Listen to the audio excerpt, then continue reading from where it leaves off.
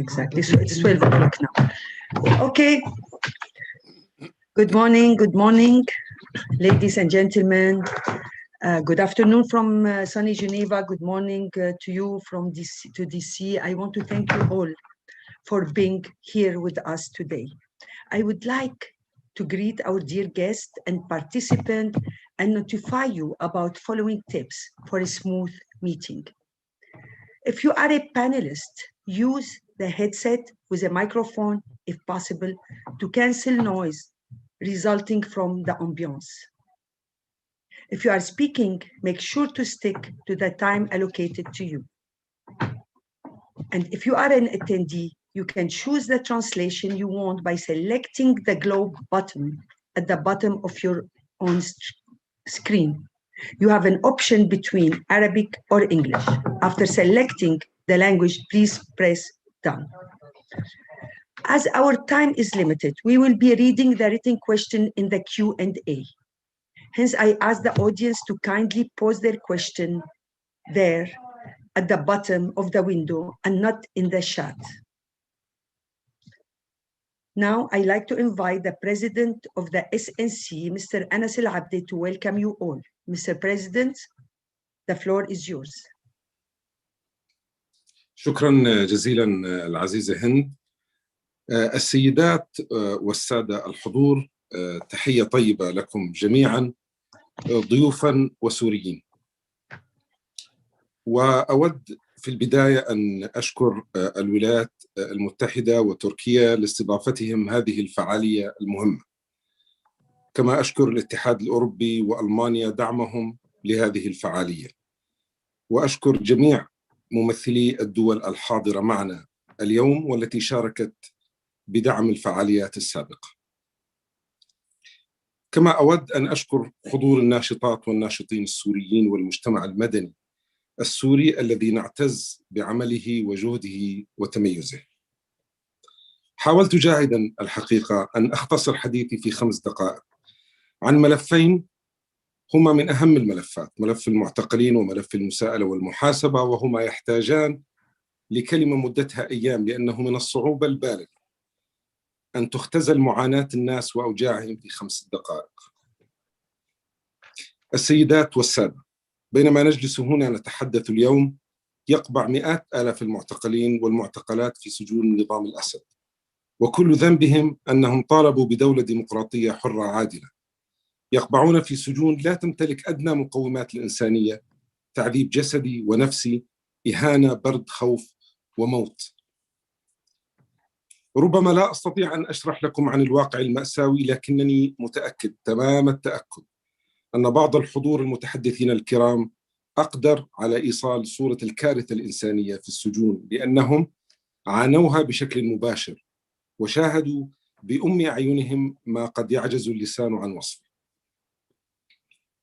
خارج السجن هناك مئات الآلاف من العائلات تنتظر بفارغ الصبر خبرا مفرحا عن أبنائهم وبناتهم وآبائهم وأمهاتهم في المعتقلات، في الوقت الذي يحاول فيه النظام السوري استغلال ملف المعتقلين المفقودين وتحويله من ملف ما فوق تفاوضي إلى ملف يحاول تحقيق مكاسب اقتصادية وسياسية، مبتزا ليس فقط السوريين وإنما المجتمع الدولي بأكمله. لقد حاولنا كثيرا ونبذل كل الجهود الممكنة من أجل دفع ملف المعتقلين إلى الواجهة وتحقيق ضغط دولي من أجل إطلاق سراح السوريين من السجون بأسرع وقت ممكن، لأن هذا الملف لا يمكن أن يكون جزءا من أي مفاوضات أو بازار سياسي. هو ملف إنساني لا تفاوضي. المجتمع الدولي والمبعوث الأممي إلى سوريا يعلمون يقينا أن النظام هو من يعرقل التقدم في هذا الملف، وقد تحدثت مع المبعوث الدولي في لقائي الأخير معه الاثنين الماضي في اسطنبول، وبانتظار أن نرى تحرك فعلي عمليات ملموس من أجل إطلاق سراح المعتقلين فورا. الإجرام والتوغل في الدماء السورية والنار والحديد هو استراتيجية النظام في قمع الثورة السورية ومطالب السوريين. لذلك فإن المحاسبة هي مطلب عضوي وضروري من أجل رد الحق لأهلنا ومنع المجرمين من الاستمرار في أفعالهم وانتهاكاتهم. إن قانون الحياة قائم ومنظوم بمحاسبة الجناة والمجرمين، لأنه دون المحاسبة لن يكون هنالك نظام، ولن تحفظ الحقوق، ولن يأمن الناس.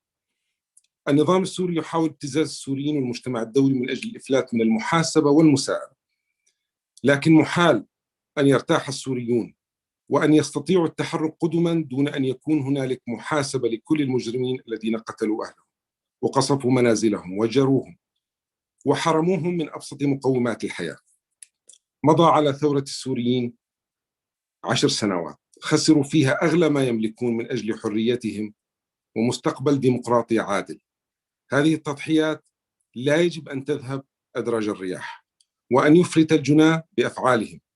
المحاسبة والعدالة هي أيضا ملف لا تفاوضي، لأنه حق الإنسان في بلده، حق السوري الذي عانى ويعاني كل يوم. على مجلس الأمن والمجتمع الدولي أن يتحركوا بجدية ويطلعوا بالتزاماتهم تجاه الإنسان السوري الذي لم يطلب إلا الحرية والديمقراطية والعيش الكريم. عاشت سوريا حرة كريمة، وعاش شعبها الحر الأبي. وشكرا لكم.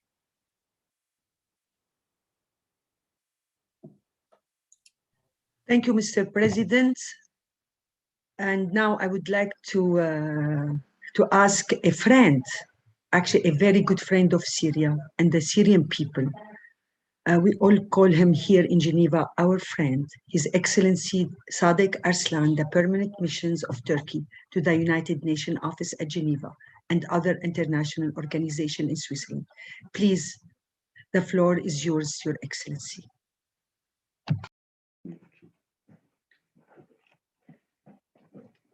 Thank you, Hintanam, and I would like to greet all the participants, including President Anas Bey, and also I would like to start by thanking SNC Geneva office for organizing this event.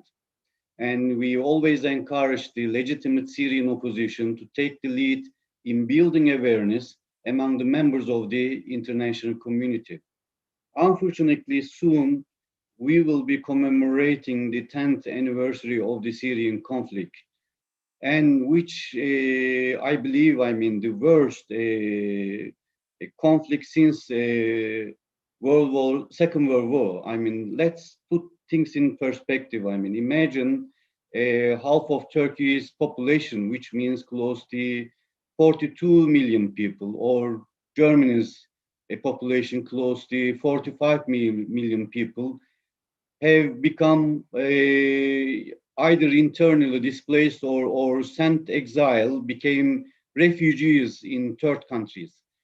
And also, in Syria, close to 1 million people were perished. And when we put this into perspective in the case of Germany or Turkey or United States, it accounts for almost 5 million, 6 million people killed. So the tragedy and trauma is enormous. So Syria deserves much better future. And of course, as a neighboring country, we have the longest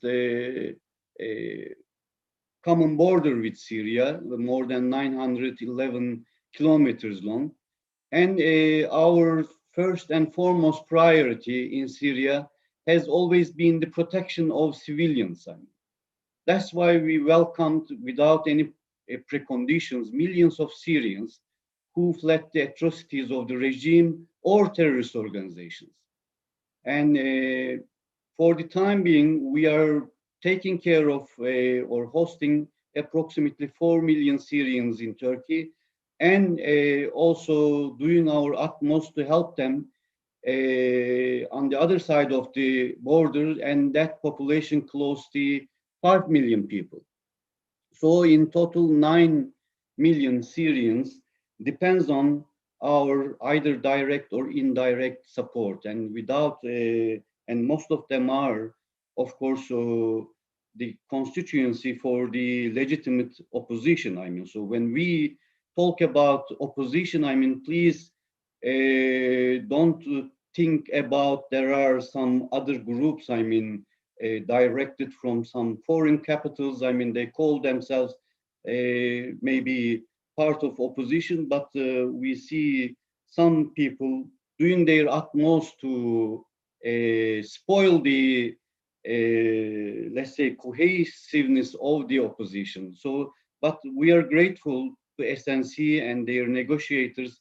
I mean, they defied all those, let's say, negative influences of that those groups, or and they acted in a very proper way. And of course, we are very active in the political processes too.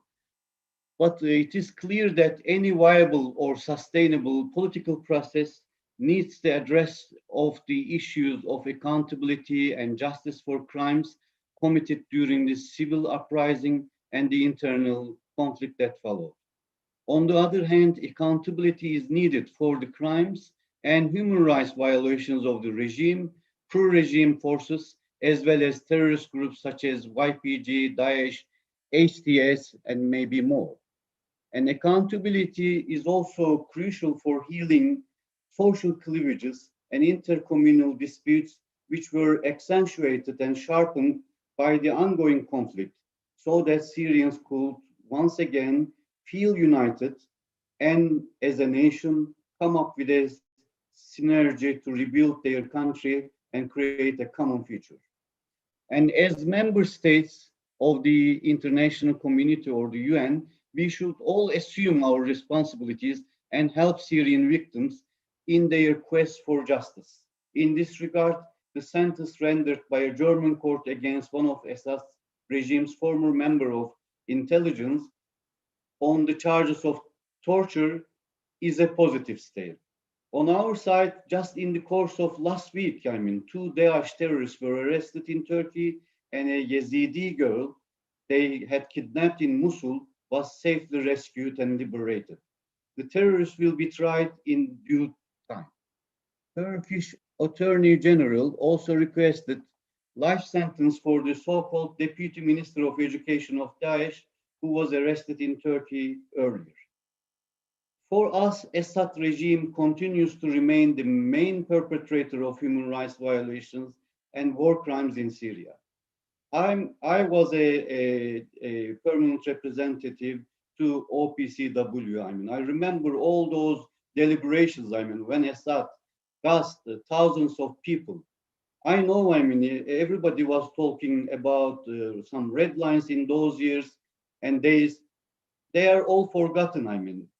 Please bear in mind that, I mean, we have an extremely oppressive and reckless regime, I mean, and also their supporters are not angels as well, I mean. So we remember, I mean, last year when civilian populations, along with Turkish soldiers, bombed by some war planes, I mean, and we unfortunately lost close to 100 soldiers, I mean, in the Syrian soil, namely Idlib. And so we should not dilute the overall focus on the regime's crimes.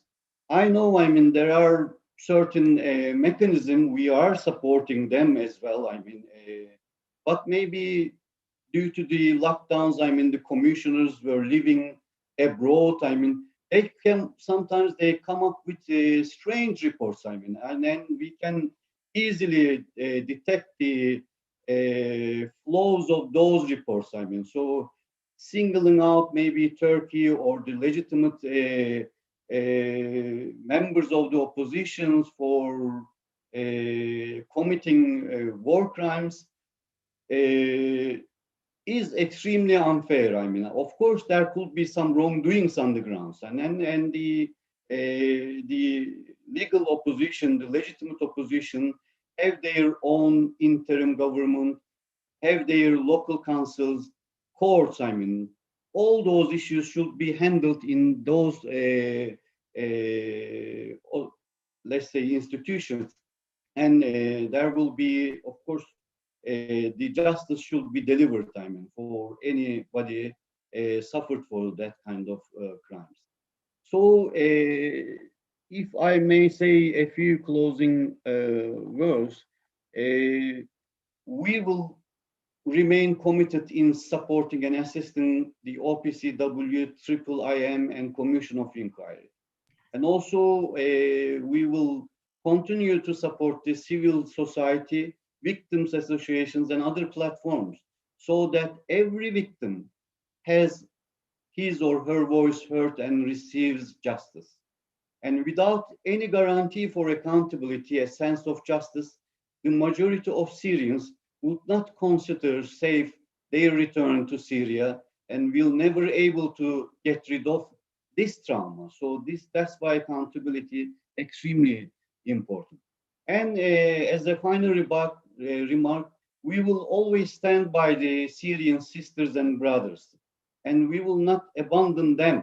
So I know it's a huge undertaking. Sometimes our government is facing difficulties in disclosing the overall cost of Syrian refugees in Turkey. When you talk about, let's say, a sum close to $50 billion, then it gets a lot of resentment from the local population. They ask for some other projects to be financed. So, but it is a humanitarian responsibility for us, because each and every segment of Syrian society have relatives in Turkey. So we don't see them others. They are one of us. One way or another. So I hope Syria will get a better future by political processes, by the help of the international community, by addressing accountability. So thank you very much. Thank you very much, Your Excellency, for your wisdom and for your good words. I now would like to ask a very dear colleagues of us from DC, we miss you by the way, and His Excellency Michael Kozak, the Office of Global Criminal Justice, United States Department of State, to join us here. And thank you really again for joining us and for being here with us, Michael. The floor is yours. Thank you so much, and it's just such a pleasure to be with you, I guess in Geneva this afternoon, but here in the morning. As we commemorate the 10th anniversary of the Syrian uprising, we remember and honor the many brave Syrians who spoke out against corruption, against human rights violations, and in favor of democracy, and who sought to defend those values in the face of just incredible brutality. And as I was sitting in my new office, which as it by coincidence turns out was the same physical office I was in 10 years ago, I was thinking, I sat there 8 years ago with Archbishop Ibrahim of Aleppo, talking about how the war had dragged on too long and how people were suffering and what we could do to try to advance a solution to the problem. Well, here we are 8 years later. He was a few weeks after I met with him was kidnapped and disappeared along with his colleague. And I think that's just one story of many of how leaders of different communities in Syria have stood up and have suffered. And here we are 10 years later, and we're still puzzling about what can we do about this. The military situation obviously has changed radically over that time, but none of the real causes of the civil war have been addressed. And the conflict really won't be over until it is. This has been the problem all along, is that the Assad regime and its foreign allies have just tried to freeze things and say, well, everything is normal, but that just doesn't solve any of the underlying problems that we've been contending with. So it's for that reason that we continue to press so hard for a political settlement to the end of the conflict. Obviously in consultation, as was mentioned before, with all the allies and partners, and it's got to be something that is Syrian led, but there has to be some kind of a settlement that addresses the factors that drive violence and instability in Syria. We'll use the tools at our disposal to push for a sustainable end, continue to support the UN role in negotiating a political settlement in line with the UN resolutions, including Security Council Resolution 2254. We also will restore US leadership in providing humanitarian aid. Syria is a humanitarian catastrophe, and we must do more to aid vulnerable Syrians displaced within Syria, as well as the refugees who fled abroad. And as the president mentioned at the beginning, the release of detainees, or accounting for the detainees, is also crucial to this, in that how can you bring about a settlement when you've got tens of thousands of people locked up or disappeared. So it's a daunting challenge. And as we pursue that end, the ultimate end of a political settlement that will address the underlying factors, we need now more than ever to focus on accountability, justice for the crimes that have been committed, and respect for human rights needs to be at the forefront of any kind of political solution. To that end, the U.S. Remains committed to standing with Syrian survivors of the regime's atrocities. Some of those atrocities rise to the level of war crimes and crimes against humanity, and we will promote accountability for the Assad regime's crimes. The U.S., to that end, is supporting a number of measures to ensure accountability. First, we're supporting documentation efforts by civil society groups, both frontline, locally based grassroots Syrian human rights groups, as well as partner international groups, such as the Commission for the International Justice and Accountability and the Syrian Justice and Accountability Center. Second, we will be continuing to support efforts by the national prosecutorial authorities with relevant jurisdiction, and cooperate and share approaches on investigations and prosecutions through Eurojust Genocide Network, for example. Third, we are strongly supporting the UN's Commission of Inquiry on Syria and the International Impartial Independent Mechanism for Syria to collect, consolidate, preserve, and analyze evidence of atrocities of the Assad regime. And fourth, by using our domestic sanctions tools, including those provided by the US Congress under the Caesar Syria Civilian Protection Act, we will press for accountability and try to limit the ability of Assad and others to, in the Syrian regime, to profit from the ongoing conflict. So the road ahead remains long and difficult, but we've been encouraged by progress made in this area over the last year. As our colleague from Turkey mentioned, just in Germany, in just the last month, we got the first conviction against a former Syrian regime official for the crime against humanity of knowingly sending thousands of people to be tortured at the Assad prison. And this showed that justice is slowly becoming a reality and can become a reality. So much more needs to be done in that area, but we think we've got the foundation set now. As the partnership deepens between those gathering the evidence on the ground, national prosecutors with jurisdiction, and international mechanisms, there will be more such victories and accountability for the people of Syria. And the US will continue to support these movements towards justice and stand with the victims. So as you can see, our focus is on accountability, but it's also with a focus towards advancing towards a political settlement to bring stability, security, and an end to the suffering of the Syrian people. I want to close to be very clear that Assad has regained no legitimacy in our eyes, and there's no question of the US normalizing relations or improving relations with his regime at this time. He needs to, and with his foreign allies, change behavior and not think that somehow it's all going to come his way just by waiting us all out. And in the meantime, we will, as I mentioned, continue to do everything we can to support the UN facilitated process under Resolution 2254, strongly support the Secretary General and Special Envoy's calls for immediate nationwide ceasefire and efforts to facilitate a political resolution to the conflict. We'll remain engaged with the UN, our allies and international partners to encourage all possible efforts to advance on this political track. And as, again, from the perspective of our office, we will be pursuing accountability even as that goes forward. So thank you very much and look forward to the rest of this interesting discussion.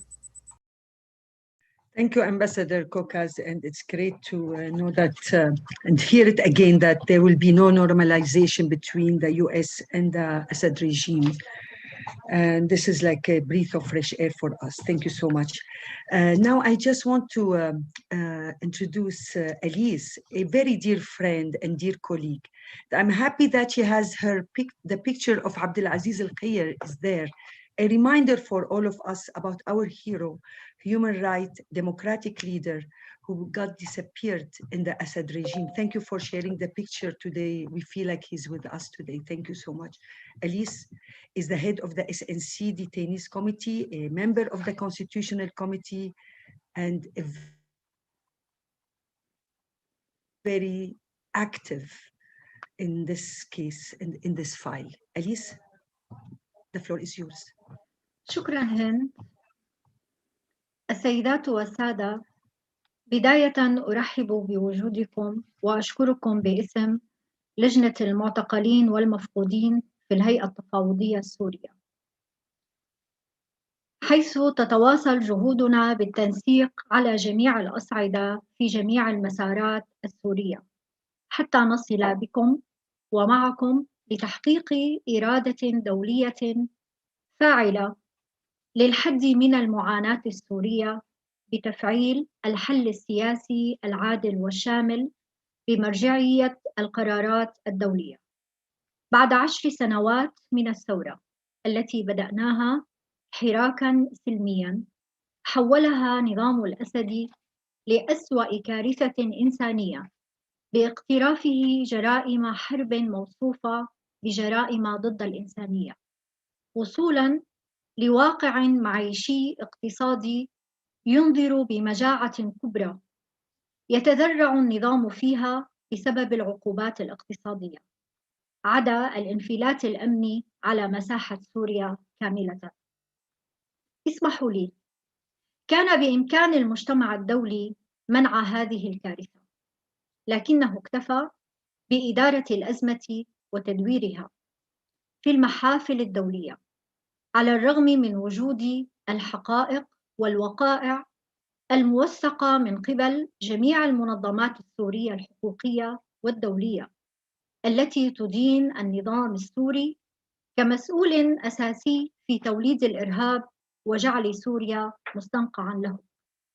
وليس آخراً كما تم ذكره صدور تقرير لجنة التحقيق الدولية المستقلة المعنية بسوريا عن الاعتقال التعسفي لدى النظام وجميع أطراف النزاع في سوريا من قوى سيطرة الأمر الواقع، بفضل جهود السوريين والسوريات، وأخص بالذكر شجاعة الناجيات والناجين ممن لم يوفروا جهداً لتفعيل دور المنظومة الأممية بحقوق الإنسان، والذي بات هذا الدور مسيساً بسبب عطالة مجلس الأمن الدولي بسبب الفيتو الروسي وتقاطع المصالح الدولية.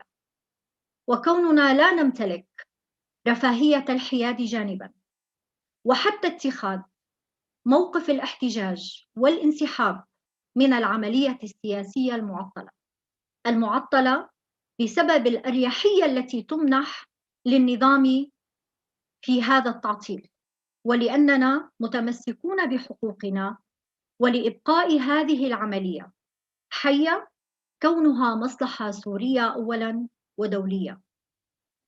بإمكاننا إدراك الواقع ومآلاته وتحديد خارطة مفاصل الصراع، فلا بد من توظيف الجهود بما لا يسمح بحرق المراحل أو القفز فوقها بتأسيس العملية السياسية، حيث لم تكن الجهود الدولية بمعزل عن التفاهمات بإحداث مسارات متعددة في السياق السوري، إنما ما زالت قضية المعتقلين أم القضايا، والتي تم توصيفها بملف إنساني وما فوق تفاوض. لكن الحقيقة ما تمت معالجته في سياق المسارين العسكري والسياسي ثبت تسييسها بخضوعها للتفاوض وبفصلها عن مظلة القرارات الدولية ذات الصلة في جنيف حيث يجب أن تكون، وتم تقويضها بعمليات التبادل على خلفية النزاع المسلح في الاستيتانة بما يخالف الطبيعة القانونية للاعتقال في سوريا. لذا بما أننا نتحدث عن المساءلة والعدالة، الخطوة الرئيسية لطريق العدالة وقبل كل شيء الضغط من أجل الإفراج عن المعتقلين والكشف عن مصير المختفيين قسراً، وضرورة تبني خارطة الطريق لميثاق حقيقة وعدالة التي تم الإعلان عنها من منظور الرؤية المشتركة لمنظمات الضحايا السوريين وأفراد أسرهم في عملية السلام. وفي ظل غياب أي بدائل حالية، ضرورة استمرار دعم جهود العدالة الجارية في ألمانيا وأوروبا بناء على الولاية القضائية العالمية، وأرى أنها لن تكتمل إلا بمراعاة الحساسية الجندرية ضمن التحقيقات للجرائم المرتكبة بالعنف الجنسي والمبنية على النوع الاجتماعي التي تم استخدام المرأة فيها كسلاح حرب لإخضاع المجتمع وللحد من آثارها التدميرية على النساء وفق القرارات الدولية وتحديداً القرار 1325. وبالطبع نبني آمالاً على التحرك الدولي من قبل دولتي هولندا وكندا بالدعوة القضائية لمحاسبة النظام السوري بما يخدم قضية المعتقلين والقضية الإبادة بالسلاح الكيماوي، على اعتبار هذه الخطوة تمثل المجتمع الدولي، نظراً لأن قانون قيصر حتى اللحظة لم يؤثر في الإفراج عن معتقل واحد.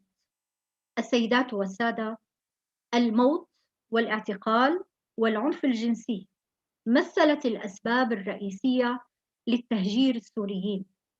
بانتهاء هذه الأسباب تكمن العودة الطوعية الآمنة، ونؤكد أنه لا شرعية لأي انتخابات رئاسية قادمة يقوم بها نظام الأسد ويتم إنجازها على حساب الدم السوري ودون انتقال سياسي حقيقي وربطه بالمساءلة لمحاسبة مجرمي الحرب من جميع أطراف النزاع.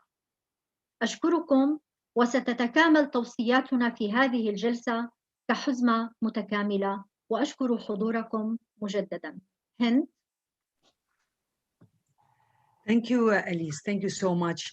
I just want now to introduce Selma Saif, but as she described it to me and her bracket, she said in her own word that I have found myself after 10 years of ongoing conflict, trying to constantly to find new ways and road to take to be able to serve the Syrian women in the prison, and that's to survivors, and make sure that their pain and suffering has not been in vain and that their story and voices are heard. Selma Saif, head of the Women Survivors Association in Syria. The floor is yours, Selma, to share with us your story. شكرا هند. مرحبا. مثل ما عرفت عني هند، اسمي سلمى سيف. اعتقلني نظام الأسد بال2014. بيومها كان عمري 23 سنة. Translation. تعرضت للتعذيب وشفت We can't hear translation. Just a moment, Selma. Noor, we can't hear the translation.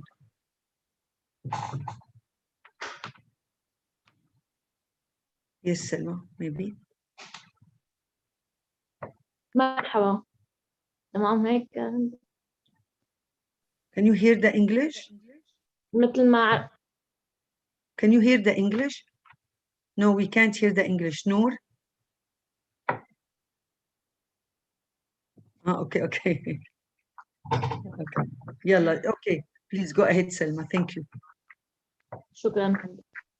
يعطيكم العافية. مثل ما عرفت عني هند، اسمي سلمى سيف. اعتقلني نظام الأسد ب 2014. كان عمري بيومها 23 سنة. تعرضت للتعذيب وشفت التعذيب اللي كانوا معي جوا فرع الأمن السياسي.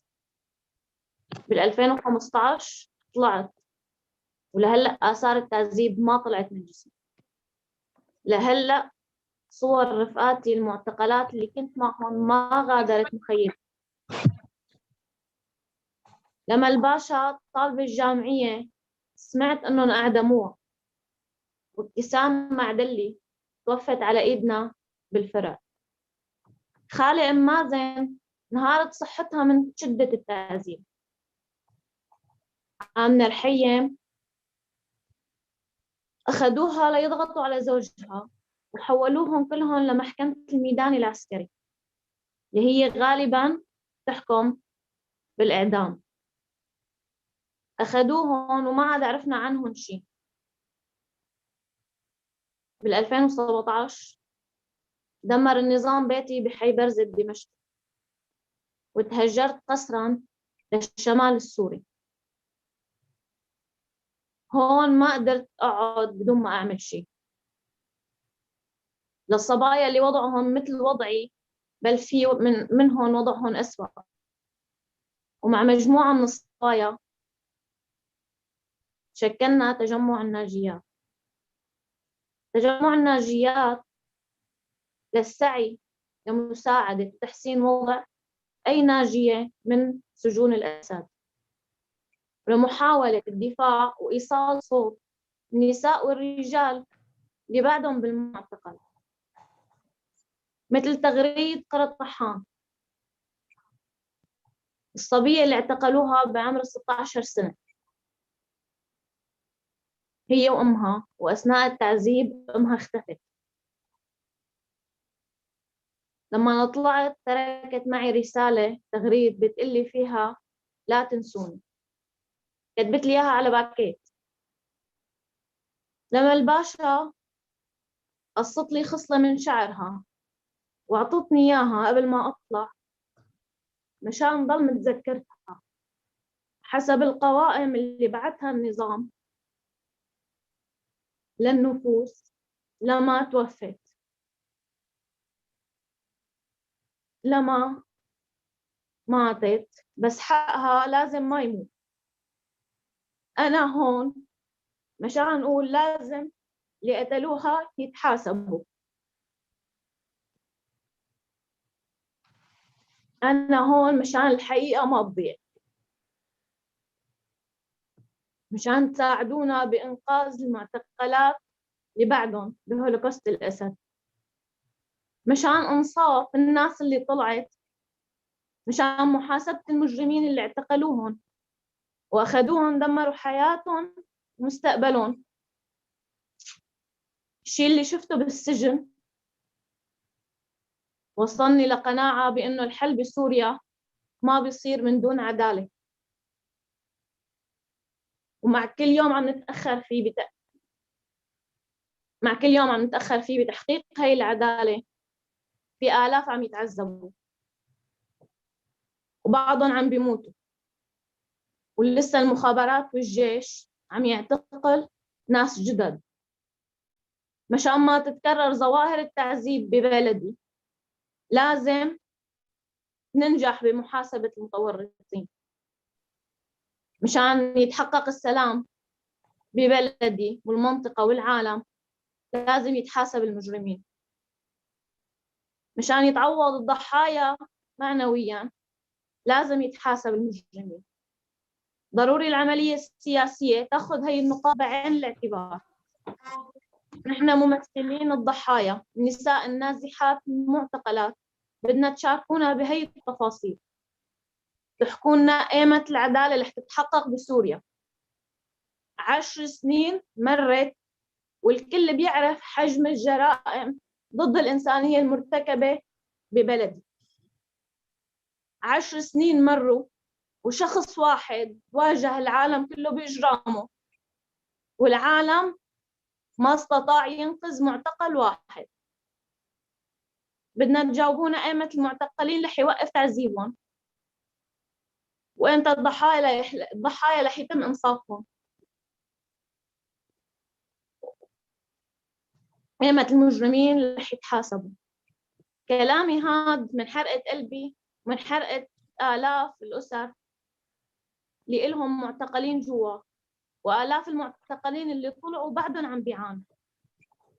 يعطيكم العافية. هند أنا شكرا. يعطيك العافية. Thank you, Selma. Thank you, Selma. Our heart with you.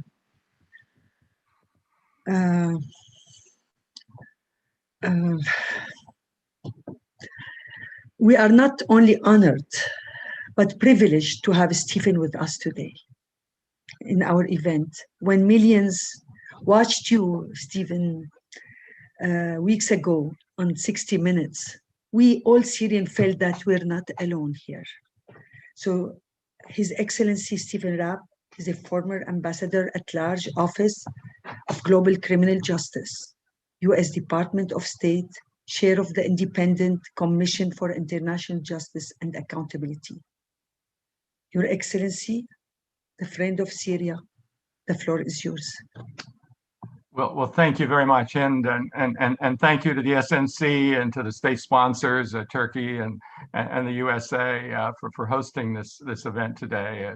It is an honor for me to be with you, and particularly to be with the victims and survivors and their representatives here. Certainly, my mission in life is this mission of justice. Having seen, like all of you experienced, horrendous crimes, the worst crimes of this 21st century committed during these last 10 years in Syria, 90% of them at least by a regime that could not tolerate the possibility that the people of Syria would have the hope that their God-given rights would be respected, that they would be able to have a say in the government of their own country. And I continue to stand with them in that political struggle toward respect for human rights and for, we hope, eventually a democratic transition in Syria. But today, as we hold this event out of Geneva in the context of continued political processes and negotiations, which are so important, I join all the other speakers in saying you cannot have genuine peace without justice. You cannot ask the representatives of the Syrian people to deal justice off the table.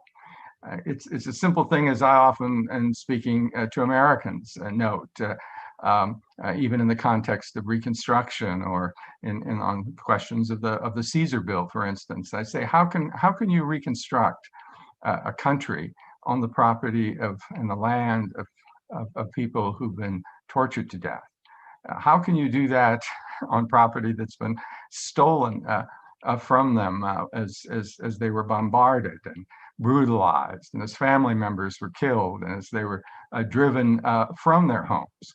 How can you ask refugees to go back, even if the government is prepared to facilitate and welcome refugees? How can you ask people to go back if they still don't know what's happened to their loved ones?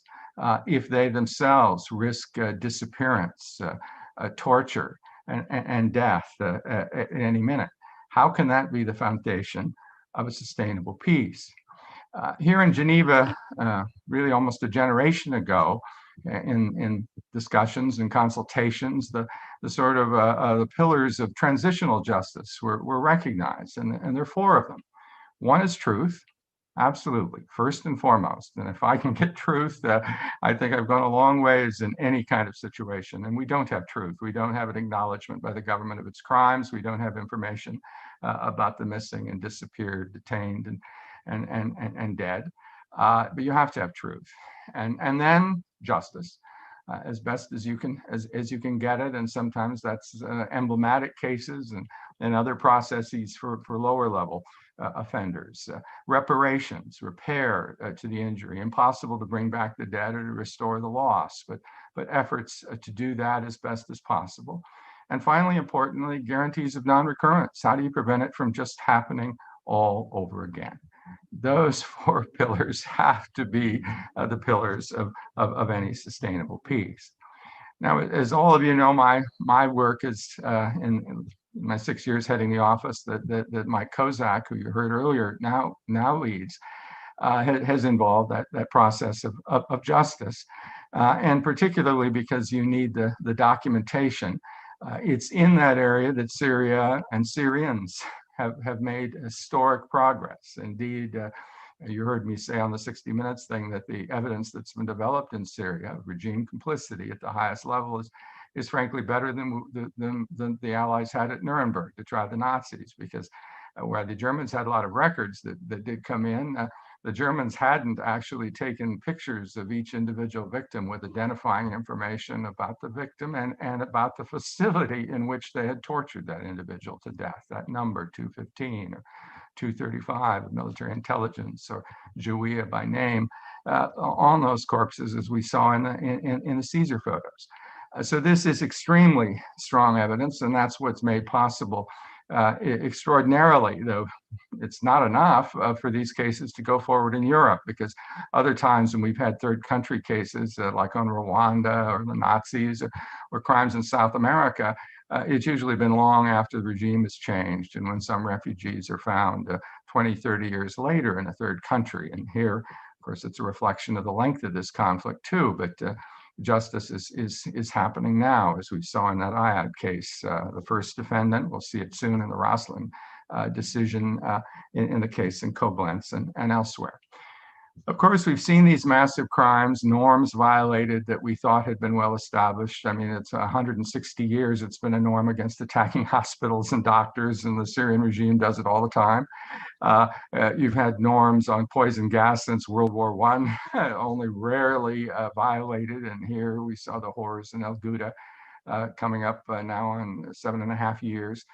And the other 300 uses of chemical weapons is documented now by the OPCW in specific cases. And of course, the disappearances. Disappearance was a crime during the dirty war in Latin America. And now international conventions and law and everything else, it's still in Syria. I mean, my friends in the Syrian Network for Human Rights, I don't have the exact number, but can actually tell you the name of 128,000 people and when and where they were last heard from.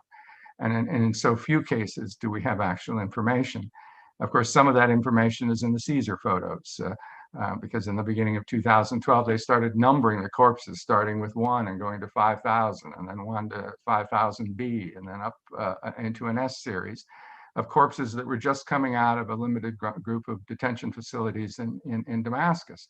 And while Caesar took those photos through August of 2013, those numbers mounted up to about 11,000, and we've got 6,800 individuals depicted in 4 or 5 photos each, which show the brutality and the horror that was visited on them that cost them their lives, the eyes gouged, the starvation, the chemical burns, and everything else.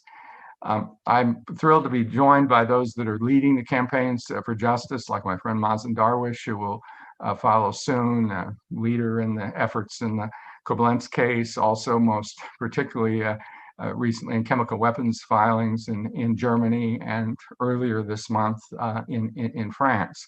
And those cases, as I say, are so important because those cases are going to go forward no matter what happens in negotiations. Justice will not cease. And so that's all the more reason why justice needs to be a part of the future in this official process. I did want to mention that in recent consultations with Syrian groups, been involved with several international NGOs that are asking, can't we do something more? I mean, we need to do something more, but is there some political room, some possible room to take this up a notch? And that idea, as you probably heard, is the idea of that several states could go to work together and pool their jurisdiction. Why is that important? Some states don't use their full jurisdiction, don't have universal jurisdiction. Most states that do these cases do relatively low-level individuals. And the focus, importantly for European countries and others, is the dash offenders. And so we get, maybe 80% of the cases involving those individuals when indeed, as I say, 90% of the crimes have been committed by the regime. But the idea would be that states could pool their universal jurisdiction, staff the court with their judges and prosecutors, and refer cases to it where their own national systems needed the additional capacity or jurisdiction, et cetera. So it wouldn't duplicate, it would add to what states are doing already.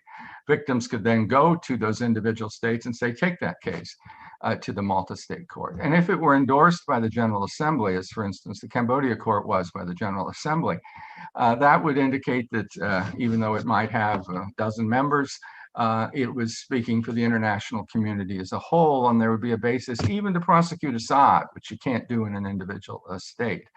And so I think that this is the kind of thing that we should, frankly, start pressing for. And having the challenge, of course, is getting states that are prepared to make that investment, but they are already. But without more justice, without the truth being revealed, without the hope of these survivors being represented in the truth that can come out through those cases, I think the prospects for peace, for the end of this conflict are not greater today than they were in the past. So I thank you all for convening this session and promise to be with you in this struggle, not through my ideas, but to implement yours and together to find ways that justice can be possible and that truth can be revealed and peace can be achieved. Shukran. Shukran ilak. Thank you, Ambassador Rapp. And you say it, there will be no peace without justice. And we thank you for standing by us. The Syrian Negotiation Commission is extremely committed to the path to accountability. Let me introduce you to my very dear friend, Tarek Al-Kurdi, head of the SNC Transitional Justice Committee, and he's also a member of the drafting committee. Tarek, my friend, the floor is yours. طيب أسعد الله أوقاتكم. الحقيقة قبل أن أبدأ بكلمتي لا أستطيع إلا أن أقدم كلمة لأختنا سلمى. من الصعب الحديث بعد ما قالته سلمى لأنها الصوت الأعلى والأصدق، ولكن لك يا سلمى ولكل الضحايا من السوريات والسوريين وعد مني ومن كل زميلاتي وزملائي في قوى الثورة والمعارضة وكل المدافعين عن حقوق الإنسان بأننا سنبقى وراء المجرمين في كل مكان حتى تحقيق العدالة للشعب السوري ومحاكمة من أجرم بحق الشعب السوري.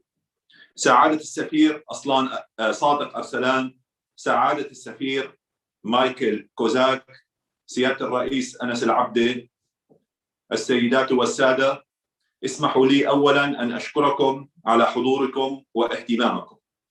في الذكرى العاشرة لثورة الحرية والكرامة، ثورة الشعب السوري الذي ما زال يعاني من ويلات الحرب التي شنها نظام الأسد وحلفائه عليه، يعاني في المعتقلات وخيم النزوح واللجوء وعجز المواطن السوري عن تأمين الاحتياجات الحيوية له ولأسرته وعدم وضوح أو تبلور أي حل سياسي حقيقي. حتى الآن يضمن تحقيق الانتقال السياسي والتنفيذ الصارم للقرار 2254 وكل القرارات الدولية ذات الصلة بالقضية السورية، وضعف الأمل في إيجاد مسار حقيقي يؤمن المحاسبة والمساءلة ويضمن حقوق كل الضحايا. نرى أن نظام الأسد المتغطرس يستمر في تعطيل مسار الحل السياسي ويتهرب من تنفيذ القرارات الدولية ويستعد لإقامة مسرحية ما يسمى انتخابات رئاسية في مشهد كوميديا سوداء ولا يعير أي أهمية لمعاناة السوريين في الداخل السوري وفي الشتات. سوريا التي أصبح نصف عدد سكانها بين لاجئ ونازح تحت خط الفقر، ويوجد على أرضها الميليشيات الطائفية والتنظيمات الإرهابية والعصابات الإجرامية. كل ذلك لا يمنع المسؤول الأول عن كل هذا الإجرام، بل المسؤول الأول عن كل ما جرى في سوريا من دمار وخراب وانتهاكات جسيمة من اختطاف سوريا وشعبها كرهينة لتحقيق غايات دنيئة وأوهام شخصية وعائلية. أرجو أن تعذروني، فعند الحديث عن مأساة وطني سوريا لا يرتجف الصوت فقط، بل يرتجف القلب والفؤاد. السيدات والسادة، نظام الأسد وحلفائه ومنذ بدء الحراك الشعبي السلمي عام 2011 وهم مؤمنون بالحل العسكري ولا يقبلون بالحل السياسي، على عكس قوى الثورة والمعارضة التي كان خيارها الاستراتيجي وما زال هو المضي قدما لإيجاد حل سياسي يساهم في إنهاء معاناة الشعب السوري وإعادة بناء الدولة على أسس الديمقراطية والتداول السلمي للسلطة واحترام حقوق الإنسان ومكافحة الإرهاب والتطرف والفساد وإيجاد ضمانات دستورية تردع كل مولدات العنف وانتهاكات حقوق الإنسان في المستقبل، وأن لا تكون سوريا مصدرا لتهديد أمن جيرانها. من هنا جاء التعاطي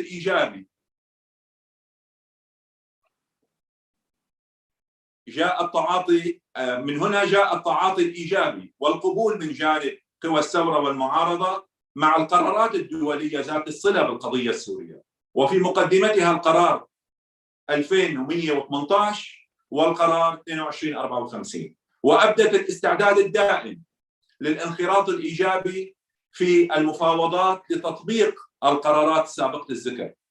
وفي هذا السياق جاءت موافقة هيئة التفاوض السورية على المشاركة البناءة في أعمال اللجنة الدستورية وبروح وطنية عالية التي ما زال نظام الأسد يسعى للتملص من استحقاقها برفضه الانخراط الجدي في أعمال لجنة صياغة الدستور التي نراها مفتاحا للحل السياسي وصولا إلى تحقيق الانتقال السياسي المنشود. السيدات والسادة، عملنا في هيئة التفاوض السورية ومنذ مؤتمر الرياض 2 على إعطاء أهمية قصوى لملف المحاسبة والمساءلة. لذلك عملنا على تحضير الأساس النظري لمسار العدالة الانتقالية، إضافة إلى ضرورة أن يكون هذا المسار بضمانات دستورية. من هنا جاء العمل على المضامين الدستورية للعدالة الانتقالية، ولدينا مسودة ورقة لهذه المضامين ويجري التشاور حولها مع طيف واسع من القوى والفعاليات السياسية والمدنية السورية، سواء في الداخل المحرر أو في الشتات. وهنا أغتنم الفرصة لأشكر الزملاء والسادة في منظمة الSTG على جهودهم الكبيرة معنا في هذا المجال. ومن خلال أعمال اللجنة الدستورية، وكما تعلمون تقدمنا خلال الجولات الخمس الماضية بعدة مقترحات حول مضامين ومبادئ دستورية، ومن أهمها إنشاء هيئات عامة مستقلة تعنى بالعدالة الانتقالية وكذلك حقوق الإنسان، بحيث تكون هذه الهيئات جزءاً من آليات المحاسبة وآليات الإفراج عن جميع المعتقلين وكشف مصير المفقودين والمختفين قسرياً. السيدات والسادة، إن جذر القضية السورية هو جذر سياسي، لذلك لابد من مواصلة تكثيف الجهود للضغط على حلفاء النظام الأسد لإلزامه بتنفيذ كافة بنود القرار 2254 وصياغة دستور جديد لسوريا. ونحن نعتقد أن الوقت قد حان لعقد مؤتمر دولي حول المساءلة والمحاسبة في سوريا، ولوضع خارطة طريق حقيقية ومجدية لإنهاء معاناة عشرات الألوف من المعتقلين وأهاليهم، وحفظ حقوق الضحايا وضرورة أن يبقى المجتمع الدولي على موقفه في فرض العزلة السياسية عن نظام الأسد وعدم الاعتراف بأي انتخابات لا تجري ضمن تنفيذ القرارات الدولية وبإشراف ورقابة الأمم المتحدة، سواء بقي بشار الأسد على نهجه أم غير من سلوكه. نرجو ونتمنى ونطلب من المجتمع الدولي أن لا يقبل في صفوفه إنسان مجرم ارتكب كل هذه الجرائم بحق شعبه. في الختام أكرر شكري لكم جميعا، وكما أشكر الأشقاء في الجمهورية التركية على الدعم الأخوي والمتواصل في كل الميادين، والشكر موصول للولايات المتحدة الأمريكية والاتحاد الأوروبي على كل ما قدموه ويقدموه للشعب السوري. وتحياتي لكم. إليك هند.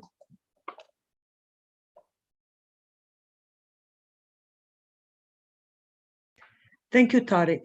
Thank you for your kind word. And I need now to take the time here to acknowledge and thank the extremely powerful and crucial work being done by the Syrian civil society.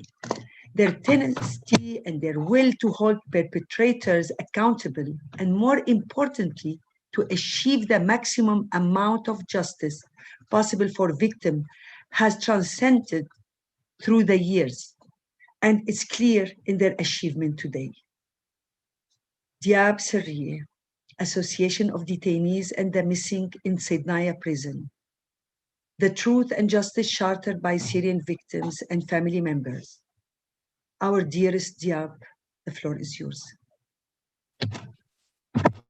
مرحبا ويعطيكم العافية جميعا، وشكرا للحضور من السادة السفراء وباقي الحضور. يعني أول شيء الحمد لله على السلامة أخت سلمى، ويعني متضامنين معك أكيد قلبا وقالبا. وبالحقيقة يعني 5 دقائق صراحة يعني ما بعرف وين بدي بلش أو وين بدي انتهي، شو بدي أخبركم أو شو عن بدي أحدثكم. يعني هل حدثكم عن قصص السيدات السوريات، الأمهات السوريات؟ حدثكم على سبيل المثال عن السيدة فدوى محمود اللي فقدت زوجها، واللي صورت زوجها الآن خلف السيدة إليس، اللي فقدت زوجها وفقدت ابنها من أكثر من 10 سنوات، واللي لحد اليوم عم تدور عليهم، واللي هي ومجموعة تانية من السيدات ومن النساء السوريات شكلوا حركة عائلات من أجل الحرية من أجل كشف مصير الأشخاص المفقودين. أو هل حدثكم عن السيدة مريم حلاق على سبيل المثال التي فقدت ابنها، والتي قتل ابنها تحت التعذيب في سجون النظام فقط لسبب بسيط، ابنها كان طبيب ويحمل حقيبته ويداوي جرحى المظاهرات السلمية، قتل تحت التعذيب. السيدة مريم اليوم تطالب بقبر فقط لابنها، فقط عشان بس تحط عليه وردة أو تقرأ له الفاتحة أو ترحم عليه. يعني القصص صراحة كتير، مآسي السوريين كتيرة، وقصص الاعتقال يمكن ما بتخلص، ما بتكفي لا 5 دقائق ولا أيام صراحة. يمكن بدي بلش أنا حديثي من نقطة مهمة. أنا أول شيء عفواً آسف، أنا اسمي دياب سرية، أنا معتقل سابق كنت في سجن صيدنايا. بدي بلش حديثي من هاي النقطة.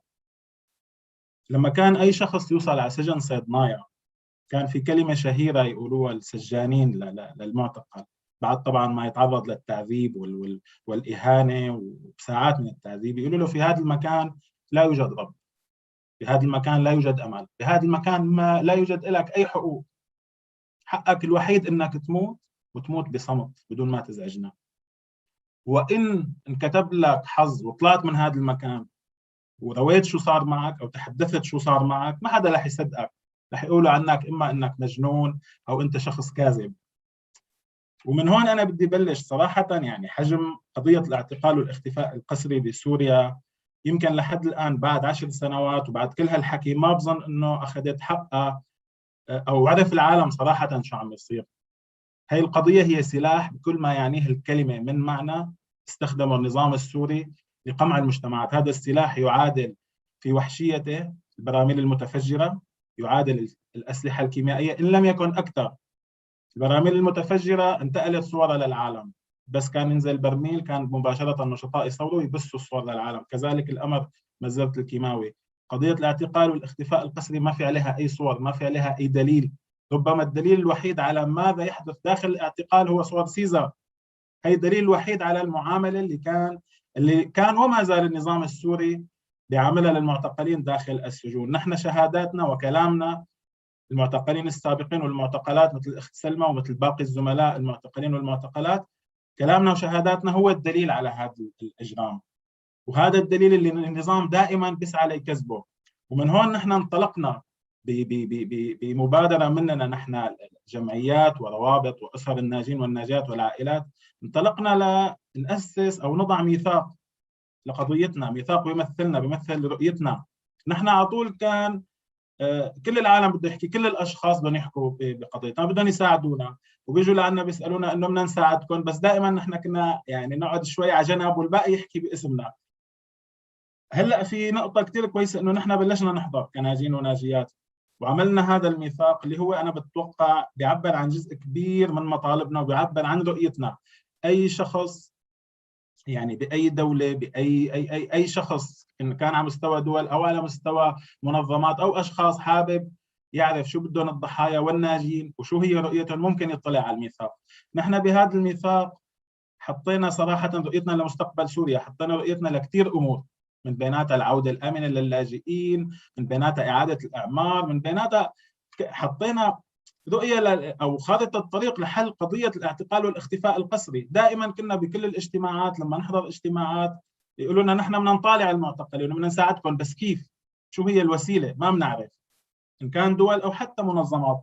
فنحن بهذا الميثاق حطينا خارطة الطريق، حطينا بنود هي إذا طبقت بشكل مضبوط ممكن تساهم بإطلاق سراح المعتقلين وتخفيف من أزمة الاختفاء القسري. وأحد هي المطالب بخارطة الطريق أولا إيقاف التعذيب بالسجون السورية. هي نقطة كثير مهمة، إيقاف التعذيب بالسجون السورية لحتى نضمن إنه الأشخاص البقيانين بهي السجون يتموا عايشين. 2 السماح للأهالي بزيارة أبنائهم بهي السجون بحرية وعدم الخوف. اليوم نحن عندنا آلاف الشهادات وآلاف التوثيقات للأشخاص ما بتسترجي تسأل عن أولادها خوفا من الاعتقال. أي شخص اليوم بيروح بيسأل عن ابنه بالشرطة العسكرية بالآبون أو بالنيابة العسكرية بالمزة بمنطقة المزة، بيسأل عن ابنه إذا كان هو بسجن صيدنايا، أول سؤال بيسألوه يا مين قال لك وكيف عرفت، بتعرض لتحقيق. 3 في مطلب أساسي دائما كان بكل جولة مفاوضات وبكل من 2014 لحد الآن يتكرر، هو بدنا قوائم بأسماء المعتقلين. في 250,000 معتقل على سبيل المثال، أعطونا أسماء فيهم. هي اللعبة القذرة صراحة اللي بيلعبها النظام السوري هي بس لتمييع القضية ولتضييعها. نحن كمدنيين وحتى كهيئة تفاوض أو ككل، مو السجون مو عنا، النظام هو اللي ساجن العالم، هو اللي بده يعطينا القوائم، مو نحن اللي بدنا نجيب القوائم. حجم الكارثة كبير في سوريا. نحن اليوم برابطة معتقلين ومفقودين سجن صيدنايا من 2017 عم نشتغل على توثيق دقيق جدا للأحداث بسجن صيدنايا وماذا حدث. عم بنبني تصور كثير كبير وعندنا صراحة تصورات مرعبة. يمكن أنا أول مرة رح أحكيها بشكل رسمي هون. عندنا تصور كثير مرعب على اللي صار بسجن صيدنايا. اللي صار بسجن صيدنايا بحسب تقديراتنا وبحسب ال4 سنوات عمل، هناك ما بين 30 وال 35 ألف إنسان دخلوا إلى هذا المكان منذ العام 2011 وحتى الآن. اللي نجوا من هذا المكان خلال هال10 سنوات لا يتجاوزوا 2000 إنسان. وهذا الكلام نحن قريبا رح نطالع تقرير ورح يكون مفصل بشكل كثير كبير نحن كيف وصلنا لهذا الرقم وكيف وصلنا لهي الاستنتاجات. مئات الشهادات وثقناها لمعتقلين من سجن صيدنايا عم يوصفوا وحشية التعذيب وعم يوصفوا جرائم الإبادة اللي عم تصير هناك. مئات الشهادات ونحن يعني في رقم، في ناس فاتت وماتت. وين هي الناس؟ النظام مطالب. نقطة مهمة بدي أحكي فيها، إذا بكرة بس لا يكون في تقدير للحجم يعني كارثة الاختفاء القسري، إذا بكرة بيصير في اتفاق سلام وبيكون في نية صافية من هيئة الحكم الانتقالية أو من النظام نفسه لحل مشكلة الاختفاء القسري والاعتقال، إذا بكرة ببلش بعد سجن واحد على مكان واحد اللي هو سجن صيدنايا أو أحد الأفرع الأمنية، ما رح نخلص ب3 سنوات عمل أو 4 سنوات عمل فقط لنعرف مين فات على هذا المكان ومين طلع. المسألة ما هي يعني لدرجة من التعقيد والوحشية والضخامة، عن جد تحتاج إلى تكاتف دولي معنا، تحتاج إلى مؤازرة من المجتمع الدولي من الدول العظمى لحل هي القضية. ونحن في تجمع او تحالف الروابط اللي اطلقت ميثاق الحريه، ميثاق الحقيقه والعداله، صراحه نتطلع رؤيتنا ابعد من هيك، انه نحن بدنا هيئه عن جد دوليه او سوريه تساعدنا بس بكشف المصير عن المفقودين، تقول وين اولادنا راحت؟ وين اولادنا راحت؟ وين شو صار فيها؟ هي الهيئه ما بدنا اياها حاليا، ما بدنا اياها تحاسب تقول فلان اعتقل وقتل على يد فلان او لا، بس تكشف تريح الاهالي انه وين شو صار بمصير اولادكم. الشخص اللي توفى تسلم جثته، الشخص اللي بعده على بالاعتقال يعني يطلق سراحه او يحاكم محاكمه عادله. طبعا في عده امور، ما بعرف اذا ال5 دقائق تكفي او انا تجاوزتها، في عده امور يمكن يعني ما ممكن لحظه بهالسرعه، ولكن هي اهم النقاط اللي بدي احكيها. وشكرا لكم، شكرا لك سند. Thank you, Diab. Thank you very much for your passion and for commitment to this work. We all really appreciate your work. Today, we're surrounded by some of Syria's most outspoken, courageous, and devoted human rights defender. I'm proud to call him a friend and colleague, and we continue to learn from him every day what it means to fight for justice. Mazen Darwish, the president of the Syrian Center for Media and Freedom of Expression. The floor is yours, Mazen. Thank you for being with us.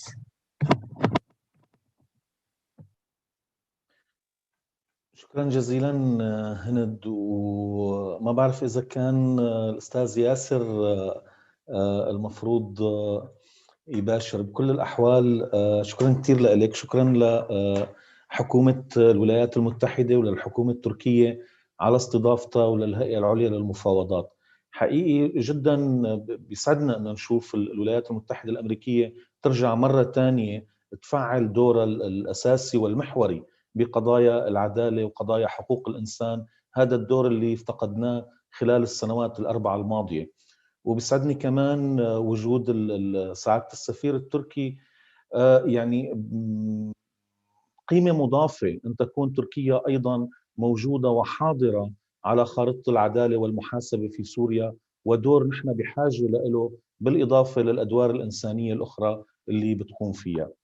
بالحقيقة يعني السيدات والسادة المتحدثين قدموا صورة واضحة، ويمكن قد ما قلنا عن الكارثية الوضع الإنساني بسوريا، لكن للأسف الواقع أكبر والواقع أسوأ. شهادات سلمى والعزيز دياب هي جزء بسيط من الواقع.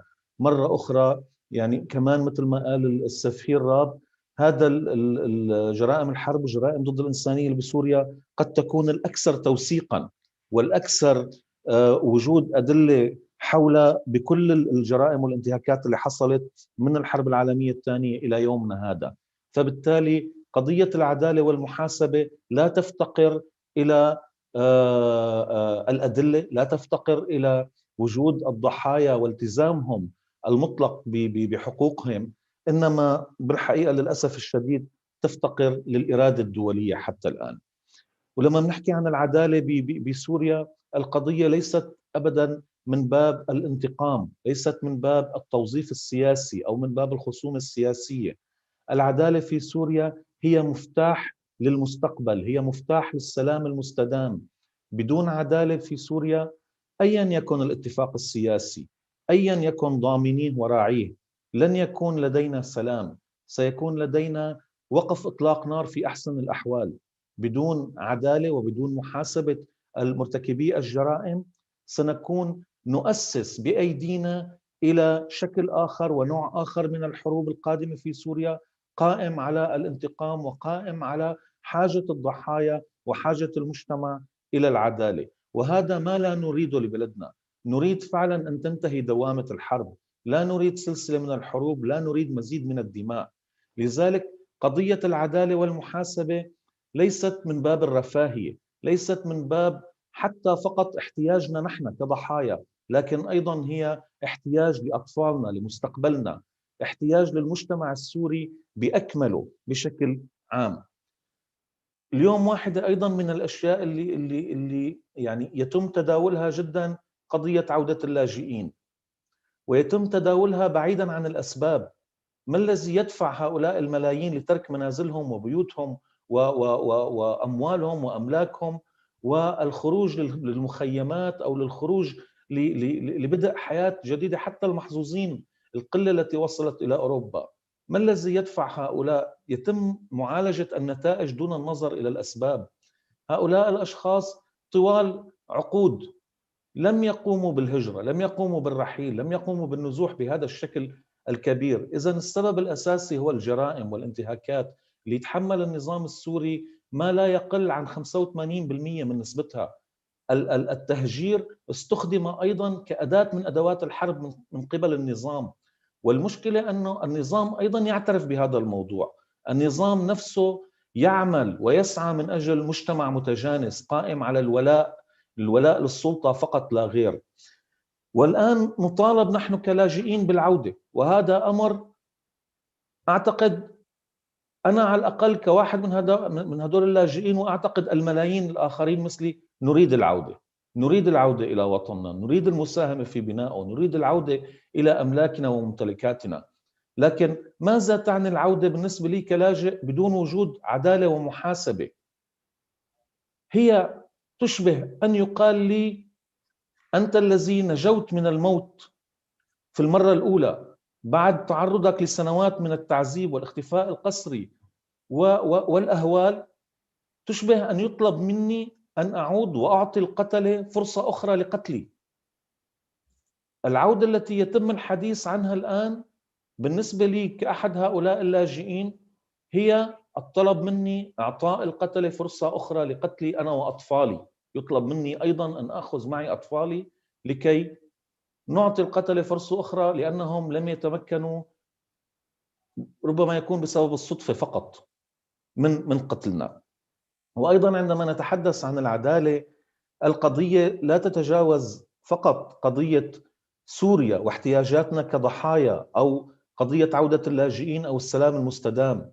القضية أيضا ترتبط بمحاربة الإرهاب الذي نحن نفترض أننا جميعا متوحدين ضده، والذي هو ليس مسألة سورية وليست مشكلة سورية بقدر ما هو هم عالمي نتشارك فيه جميعا.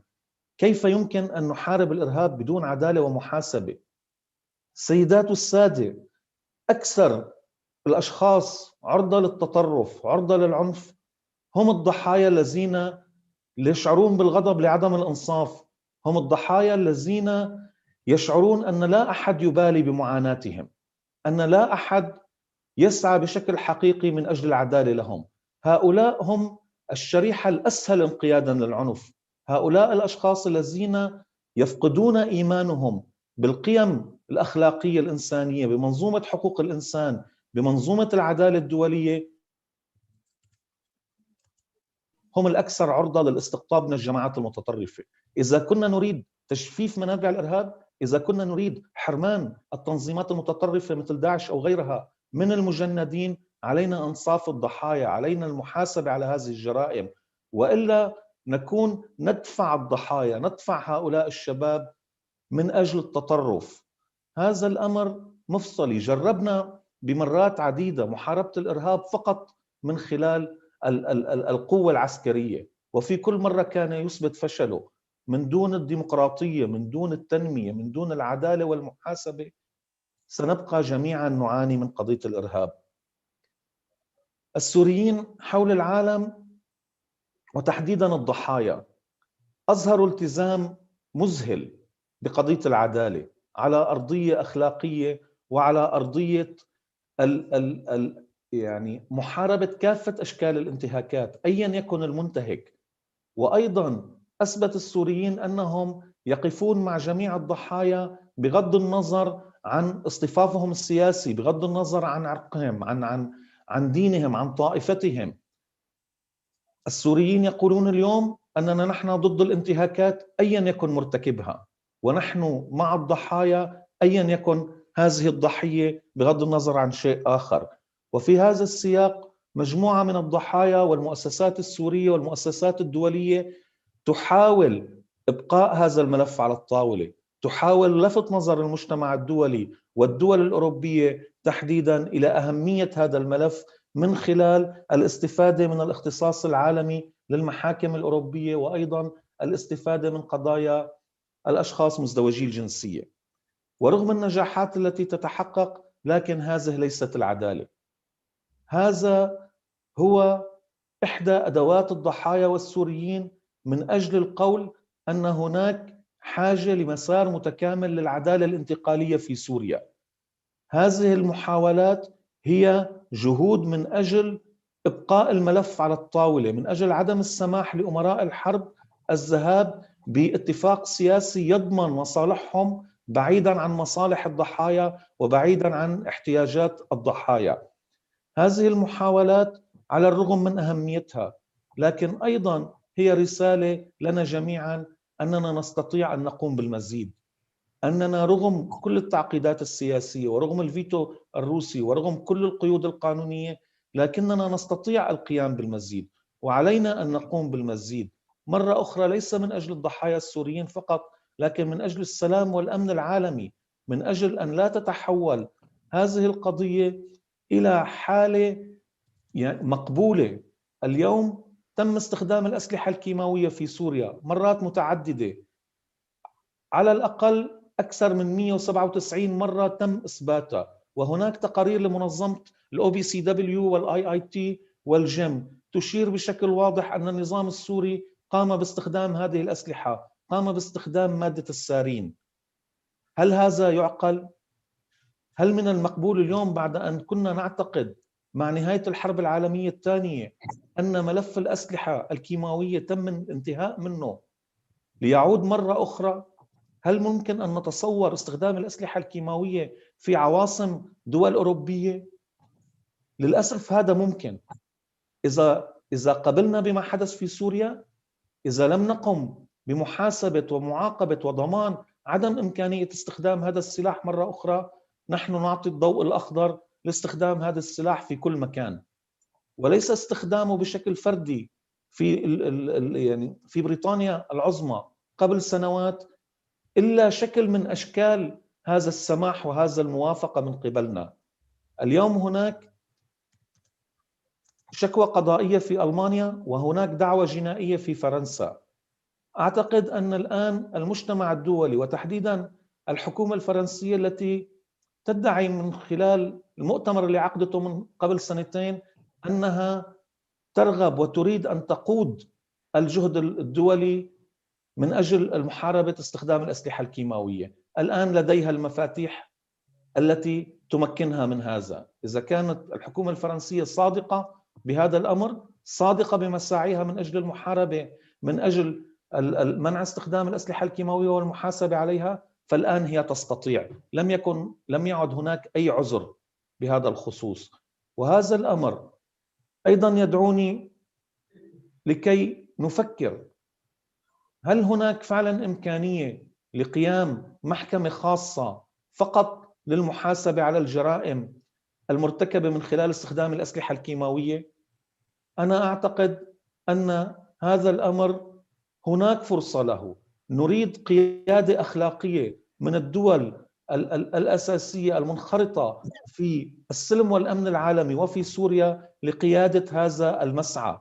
مرة أخرى، كل الجرائم التي حصلت في سوريا ومن كل الأطراف يجب المحاسبة عليها، لكن جريمة استخدام الأسلحة الكيماوية هذا يمس بشكل مباشر الأمن والسلم العالمي ويمسنا جميعا.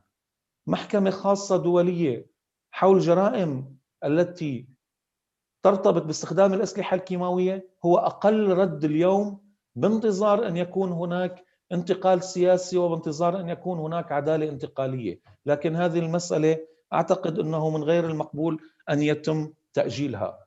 طرح أيضا العزيز ستيفن فكرة أن يكون هناك ولاية قضائية جمعية من أكثر من دولة، وهي فكرة أعتقد أنها تستحق الاهتمام، تستحق أن نفكر فيها جيدا، خصوصا بالنسبة للمشتبه فيهم والذين نعتقد أنهم موجودين في الدول الأوروبية، وأيضا بالنسبة لما يخص المحاربين داعش الذين هناك أزمة حقيقية بين إبقائهم في سوريا والعراق وبين محاكمتهم في محاكمات غير عادلة وبين رفض الدول الأوروبية إعادتهم ومحاكمتهم. قد يكون هذا فعلا حل نموذجي لهذا النوع من القضايا، لكن أيضا هذه ليست العدالة، هذه مجرد محاولات، خطوات من أجل الوصول إلى العدالة بشكل كامل. وفي هذا السياق أتمنى فعلا من الدول دعم هذه المسارات، دعم وحدات جرائم الحرب في دولها. هذه الوحدات تتعامل مع عشرات ومئات القضايا ولا تمتلك الإمكانيات الخاصة. هناك احتياج من أجل دعم هذه الوحدات، رفدها بكوادر إضافية، توسيع صلاحياتها. مئات القضايا الموجودة في العديد من الدول تحديدا في أوروبا لا ينظر فيها بسبب عدم وجود إمكانيات. أيضا واحدة من المشاكل الأساسية التي نعاني منها في هذا الخصوص هي حماية الشهود وحماية المنشقين. كل هذه الدعاوى لولا الشهود، لولا شجاعتهم، لولا العديد من المنشقين عن الأجهزة الأمنية وعن وحدات الجيش الذين قاموا بتقديم الشهادات والذين قاموا بتقديم الأدلة والذين دعموا هذه المسارات في العدالة بشكل مباشر وفعال، لولا هؤلاء الأشخاص لم يكن بالإمكان وجود هذه الدعاوى. لذلك بالحد الأدنى نحن نريد تسهيل حركتهم ووصولهم إلى المحاكم، نريد ضمان حمايتهم. بعض هؤلاء الشهود، بعض هؤلاء المنشقين هم فعلا يعني يمتلكون من الأدلة والمعرفة بما حصل من جرائم وانتهاكات أكبر من أي أحد آخر، وعلينا فعلا أن نهتم فيهم. سيدات السادة، هناك مسألتين تطرح الآن، قضية العقوبات وقضية الوضع الاقتصادي في سوريا في كل المناطق، وبدون شك نتألم لمعاناة أي مواطن سوري. ربما جميعنا لدينا جزء من عائلاتنا في كل المناطق في سوريا، لكن إذا كنا نريد أن نكون واقعيين ونريد أن نكون محددين، علينا أن نطلب من النظام السوري رفع العقوبات عن الشعب السوري. هذه العقوبات فرضها سلوك النظام السوري، فرضتها الانتهاكات والجرائم التي قام بها. إذا كان هناك حديث عن رفع هذه العقوبات فيجب أيضا معالجة الأسباب قبل الذهاب إلى النتائج. النظام السوري من يتحمل مسؤولية هذه العقوبات، وعليه أن يقوم بتغيير سلوكه، عليه أن يقوم باتخاذ إجراءات حقيقية وفعلية من أجل أن يقوم هو برفع العقوبات التي هو من قام بفرضها على الشعب السوري قبل أي أحد آخر. سيدات السادة، اليوم أيضا الحديث عن الانتخابات، ويمكن أشهر قليلة تفصلنا حولها. تعالوا نتخيل، واليوم في دولة جارة لنا دولة إسرائيل هناك انتخابات أيضا. تعالوا نتخيل لو أن أدولف هتلر ترشح لرئاسة وزراء إسرائيل. هي فرضية وهمية، لكن تعالوا نتخيل لو أن هذا الأمر حقيقي. كيف تتخيلون شعور مواطنين دولة إسرائيل؟ كيف تتخيلون إحساسهم بمثل هذا الأمر؟ هذا الأمر يساوي ترشح بشار الأسد إلى الرئاسة في سوريا. بالنسبة للسوريين، لدى السوريين نفس الشعور تجاه هذا الموضوع. أن يكون مجرم حرب، أن يكون من تسبب بكل هذه الويلات مرشح، هذا بحد ذاته إهانة وبحد ذاته أمر غير أخلاقي. وشكرا جزيلا لكم. Thank you, Mazen. We still have like a few minutes, but I would like to, if I can ask for extra minutes so we can have Yasser just want to comment on a few minutes, then we have to read the recommendations. I know we have a Q&A, and as usual, we don't want to miss it, but please, Yasser, I know that justice delay, justice denied. So Yasser, please, for 3 minutes, and let's keep moving very fast. And extra 5 minutes, please. Thank you. شكرا جزيلا هند. أحاول الإسراع بالحديث وأقدر كافة الجهود النبيلة المبذولة لتحقيق العدالة. لا شك عندي بأنها ستثمر، لكن ومن حديث سلمى ودياب أؤكد على الآثار السلبية للتأخر في ذلك على الضحايا، من حيث استمرار ذات المتورطين بارتكاب فظاعات مشابهة مع كل دقيقة تمر بحقهم وبحق أشخاص آخرين. أذكر بالآثار السلبية للتأخر في المحاسبة على مصداقية الأمم المتحدة وعلى قناعة الأفراد والمجموعات في المضي بسبل الانتصاف في المحاكم عوضاً عن استيفاء الحق بالذات، الأمر الذي ينضوي على تهديدات مستقبلية للأمن والسلم الدولي بشكل يعيدنا إلى حقبة ما قبل الحرب العالمية الثانية. الأمر الذي يستدعي بالضرورة تطوير الآليات الدولية والوطنية لمكافحة الإفلات من العقاب. يجب أن نكسر الجدار الذي تطوق به روسيا محكمة الجنايات الدولية من خلال تعطيلها إحالة النظام في مجلس الأمن للمحكمة، وهراء أن ننتظر توقيع الأسد أو أي من مجرمي الحرب في بعض المحاكمات على نظام روما الأساسي. جرح في العدالة أن نخفى الآهات وشكاوى الضحايا من الشعوب بوصفهم ذوي مصلحة مباشرة في طلب نظر المحكمة بحقوقهم، وأن نرهن هذه المصلحة على موافقة المتورطين، سيما وأن الجميع يكرر ومنذ زمن الحديث بأن نظام الأسد فقد شرعيته. أما أن الأوان لنزع صفته التمثيلية عن الدولة السورية. أطراف أخرى، أطراف دولية متعددة أعطت اعتراف لممثلي الشعب السوري وليس للنظام، لأشخاص آخرين، وبالتالي يعني هذا يساعد في نزع صفة النظام التمثيلية للدولة السورية في مجلس الأمن. ألا يحق لممثلي الشعب وللضحايا قبول اختصاص محكمة الجنايات الدولية؟ هذا العصف الذهني من باب الطلب، من باب التحريض على التفكير لتطوير الآليات الدولية لمكافحة الإفلات من العقاب. فشل مجلس الأمن يستدعي تدخلاً من الجمعية العامة باتخاذ قرار الاتحاد من أجل السلام، يستدعي أيضاً إنشاء تحالف لدى بعض الأطراف الدولية من أجل العدالة والمحاسبة في سوريا، يحتاج إلى بناء استراتيجية متكاملة تضمن منع الإفلات من العقاب باستثمار كل مسارات المحاكمات الدولية والوطنية والآليات المعتمدة في الأمم المتحدة، وإلى اتخاذ كل الدول الصديقة خطوات مماثلة لإجراءات كندا وهولندا بشأن إخلال النظام بالتزاماته الدولية المنصوص عليها، على سبيل المثال وليس الحصر في اتفاقية مناهضة التعذيب، إلى اعتماد وتفعيل الاختصاص الشامل لدى كل الدول الصديقة من أجل ملاحقة مجرمي الحرب والمجرمين ضد الإنسانية في تشريعاتها الوطنية، وأن نعمل جميعاً على بناء استراتيجية متكاملة تضمن تحقيق هذه الغايات. أشكر اهتمامكم بكل تقدير وتحية إليك هند. Okay, thank you, Yasser.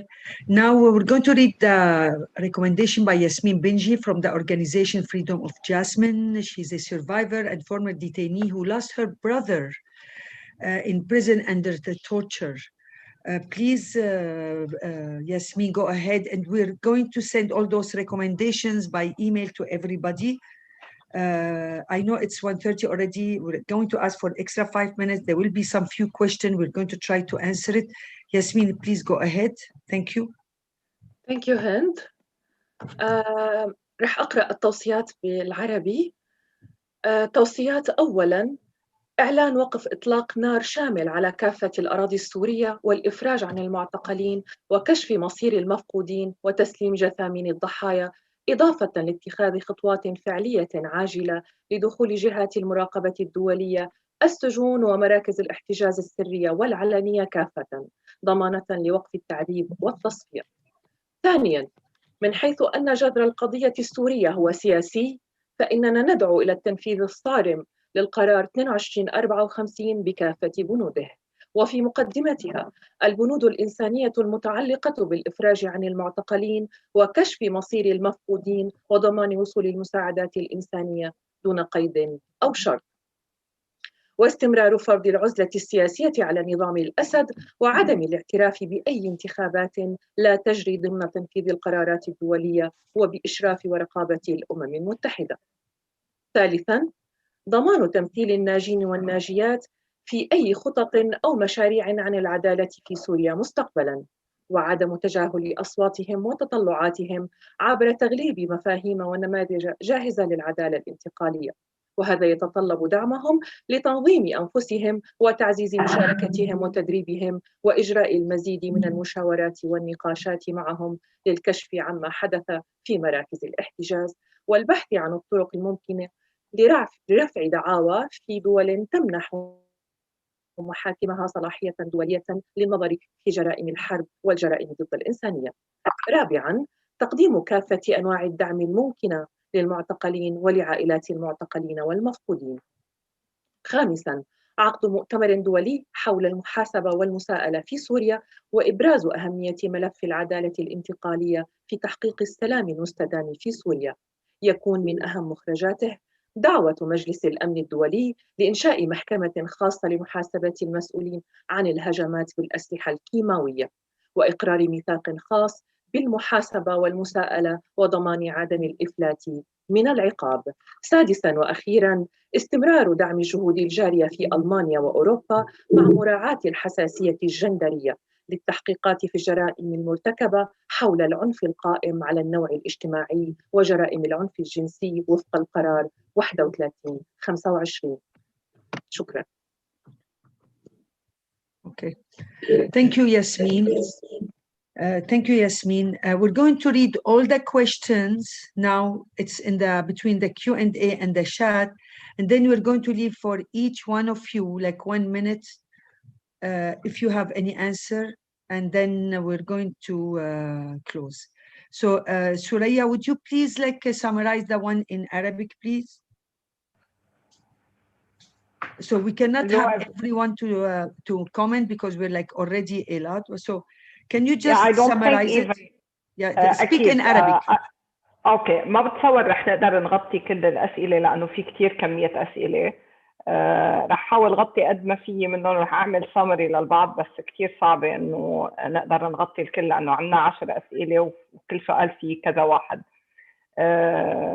رح نحكي سؤال للرئيس أنس العبدة رئيس الائتلاف من السيد أحمد حميش. هل لديكم ملف You don't have to say the names, Suraya. Don't say the names. هل لديكم ملف خاص بتوثيق المعتقلين والمفقودين والمختفين خاصة في سجون الأسد؟ هل هناك تقصير؟ هناك مطالب محقة بدعم المعتقلين المفرج عنهم دعم مادي ونفسي؟ هل هناك تقصير وطني تجاههم أو دولي؟ وهل هناك خطوات لمساندتهم تعدون لها؟ Okay. Okay, Vasilia, do you have any question in English, please? Yeah, of course. So there are two questions. One, the question is to SNC members, Alice Mofrej, Anas Al-Abda, Tarek Al-Kurdi. Do you have any plans to create channels of communication with victims associations on the issue of detention and enforced disappearance regarding your efforts and progress on that matter, since we are hearing you are prioritizing it? And the second, shall I read the second question? Yes, please read them also. Yes. We can see. Okay, I have a question regarding the regime bureaucracy. Will anyone within the state administration face prosecution? I am referring to municipal employees who, when the regime finally changes, will most likely remain in their positions, regardless of who takes control. This is an anomaly that occurs again and again throughout history, and my question is whether reconciliation can take place when the same people who told you they have no information about the Detainees are now issuing your new driving license. Okay. Thank you, Vasilia. عندي سؤال ثاني، أنا بس عندي سؤال ثاني بالعربي، قريت هيداك السؤال ولخصه لأنه بيغطي تقريبا كل الأسئلة الباقية، بس عندي سؤال للسيد ستيفن راب اللي بيقول إنه ما هي إمكانية اللجوء للجمعية العامة للأمم المتحدة للحصول على قرار مشابه للقرار 337 الخاص بكوريا عام 1950 وذلك لتجاوز الفيتو الروسي. يعني بس هالسؤالين بغطوا تقريبا روحية كل الأسئلة اللي انحطت، لأنه للأسف لضيق الوقت ما فينا نغطي كل الأسئلة اللي موجودة.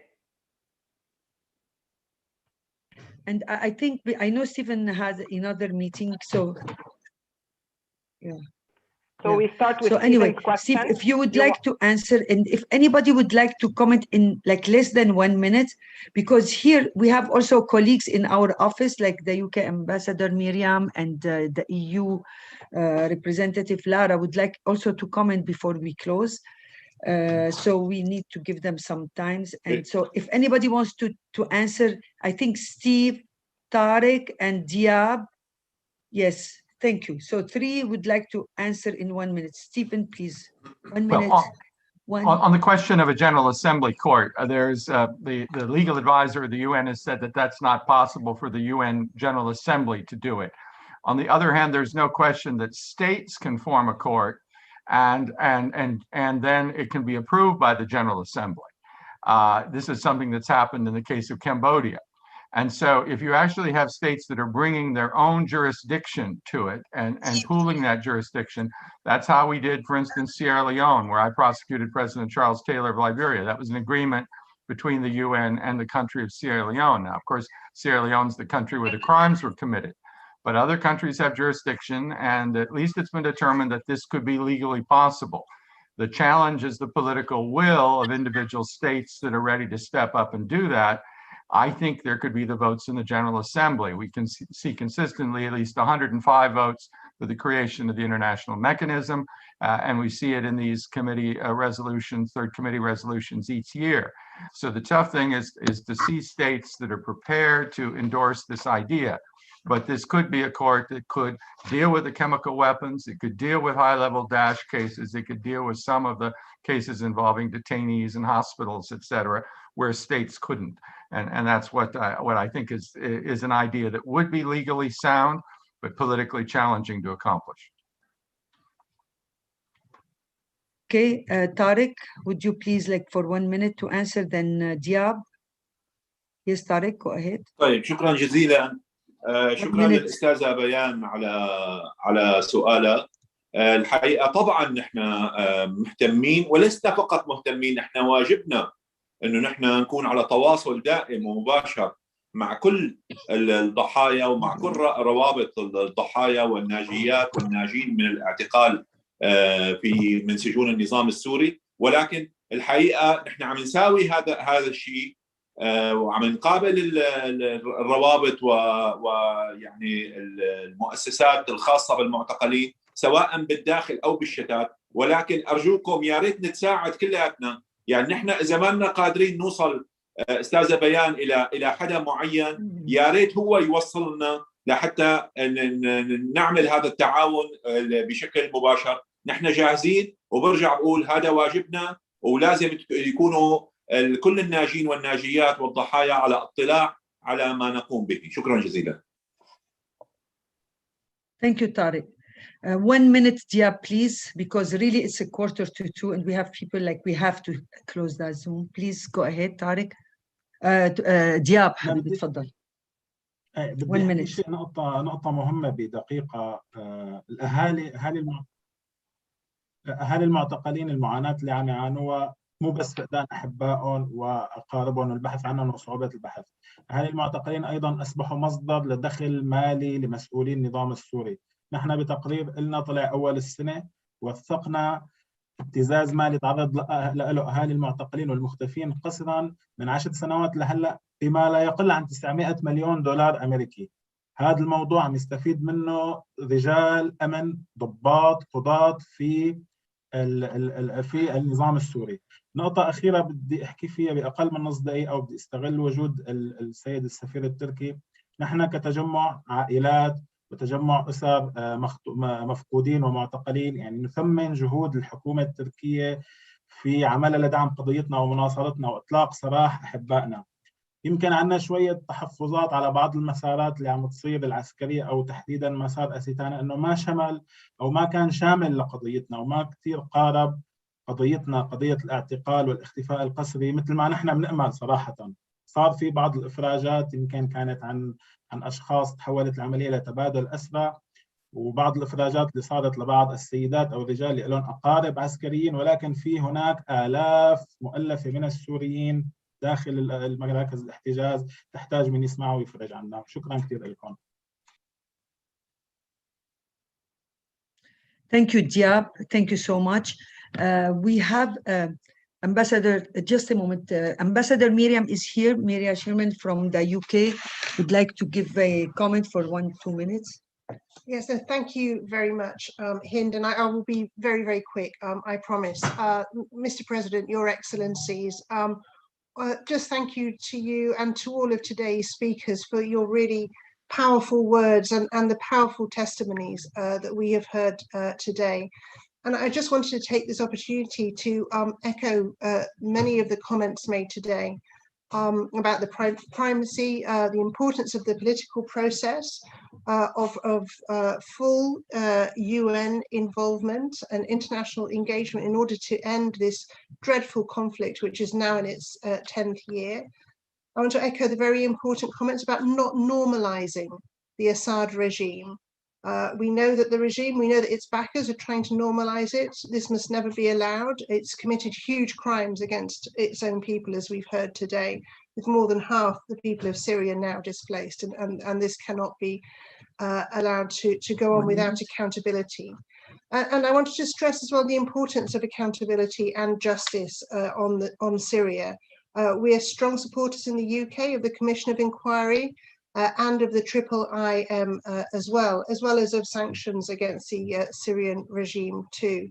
And just in this context, I wanted to highlight an event which is taking place on the 15th, which will very much support and echo today's event. This is going to be on accountability and is organized by the countries who are running the Syria Resolution for Human Rights Council 46. So I hope many of you can join us there as well. Thank you, everyone. Thank you. Thank you, Miriam. Thank you. And Lara, and then Ambassador Sadiq, I saw your hand, and you know, we so let me hear Lara. She wants to comment in 1 minute, then we go back to our ambassador here. And thank you all for the day. I know we're 15 minutes late, but we thank you for being with us. Okay, this is Lara. Good afternoon, everyone. I will be brief because I know time is very limited, but I would like to extend the EU thank on behalf of the EU and the EU delegation here in Geneva to the President Al Salabde, to the SNC office here in Geneva, and to all the speakers for this very important and very timely event. Since time is limited, I want to just convey two messages. You made very clear today that accountability and justice is critical for peace in Syria. Well, I want to reassure you very much that we hear you.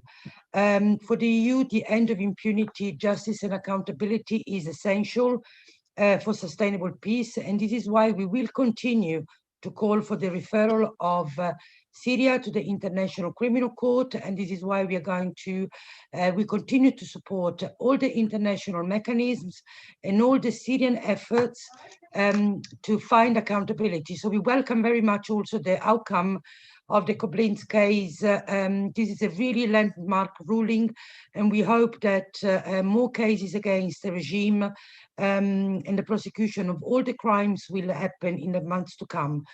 I want to echo also my colleagues that there will be no normalization with this regime. I think this is very important, and we do know that the elections that will be coming will not meet international standards. So rest assured that from the EU side, they will be treated as such. A final point that I want to make is that I also want to reassure all of you that for the EU, the EU will not allow Syria to be forgotten. And this is why we are organizing the 5th Brussels conference, which is not just about humanitarian fundraising, is about keeping the spotlight on Syria, on the suffering of the Syrian people, and also try to mobilize support for the political process, which remains the only viable option Now, accountability, detainees and missing persons will be high at the Brussels conference. We will have a dedicated event, and this is because this is an issue that is very close to the heart of Syrians and therefore is very close to the heart of the EU. So thank you very much, and you can count always on our support. And sorry if I was a bit longer than 1 minute. Thank you. And I just want also to mention that our American colleagues here, Anthony and Kerry, but thank God they didn't want to comment because we have no time for this. So thank God. And anyway, we have enough American today at the platform. So thank God. Anyway, before we're going to get Ambassador Sadek, but and then my ambassador Abdulatif Dabbar will do the closing remarks. But I want to thank Noor, Suraya, Vasilia, and for taking care of all the technical, and Jeff for all the technical. Ambassador Sadek, the floor is yours. Please, can I beg you for 1 minute only? 1 minute. Thank you, Into. It will not take 1 minute, I mean, less than 1 minute. I want to address the remarks by our dear friend Diab Bey. We are working on the exchange of detainees, I mean, because the special envoy on Syria has a mandate for that, I mean, but as part of our Astana facilitation process, we are trying to facilitate that kind of exchanges, I mean, exchange of detainees. So far, we managed, as far as I remember, 2 rounds or 3 rounds maximum. But the regime did not act in good faith. I mean, always they come up with a list of, let's say, opposition members, and immediately turn out to be regime supporters. I mean, so there is not a credible scheme. But both Mr. Pedersen and us, along with the ICRC, we are working very hard to save any innocent people detained in the prisons of this oppressive regime. So, but I mean, via SNC or any other opposition platforms, I mean, we will be very much happy to discuss this issue further with you and your organization as well. Thank you. Thank you, Ambassador. Also, I just want to thank Michael Kozak and Stephen Rapp for being with us until the end. And now I'm going to give my Ambassador Abdulatif Dabbar the floor to give us his closing remarks. Your Excellency, the floor is yours. And thank you, everybody. Thank you, dear.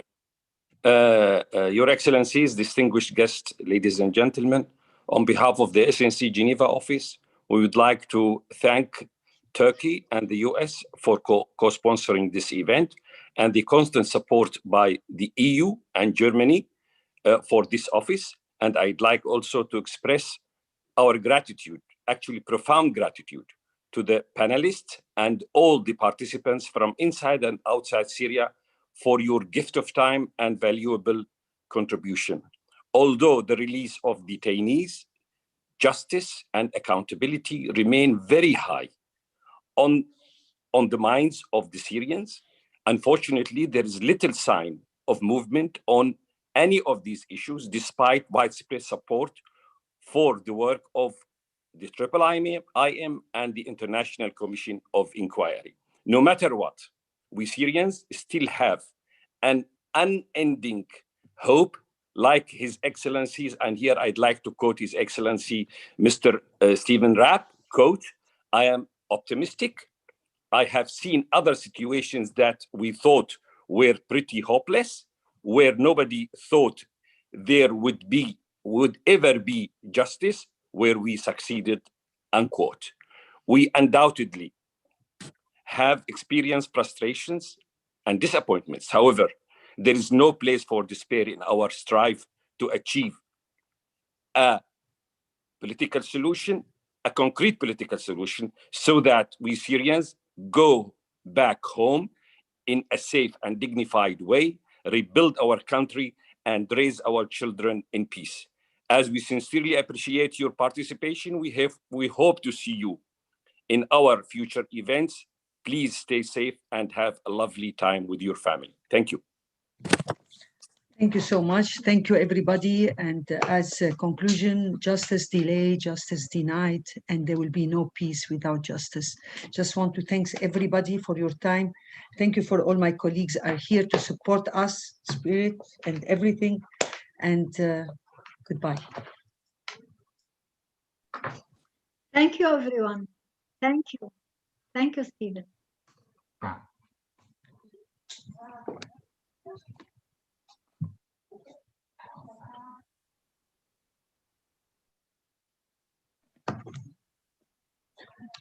Shall I turn off?